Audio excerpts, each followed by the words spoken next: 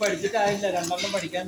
അല്ല പുതിയ ആൾക്കാർ വന്നിട്ടേ ഇതുപോലൊരു സ്ഥാപനം തുടങ്ങാമെന്നും പറഞ്ഞു വന്നിട്ട് ചെയ്യും. അപ്പോഴാണ് നമ്മൾ പെട്ടുപോകണം. അവർ കാണുമ്പോൾ ഓർക്കും മാവ് ഒഴിച്ച അപ്പം വരും, എന്താ കുഴപ്പമെന്ന് ഓർക്കും.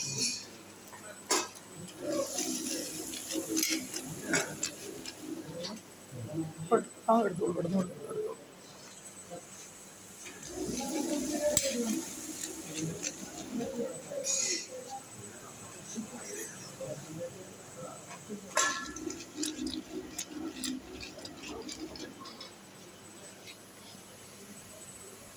മാവ് കൂടുതൽ ഉണ്ടെങ്കിൽ കുറച്ചേട്ടോ.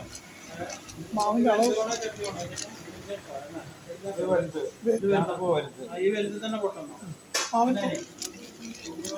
മാവിന് തൂക്കം കൂട്ടോ കുറയ്ക്കോ വല്ലതുണ്ടെങ്കിൽ അത് ഇതിൻ്റെ സ്പീഡ് കുറച്ച് കഴിഞ്ഞാൽ തൂക്കം കുറയും കേട്ടോ.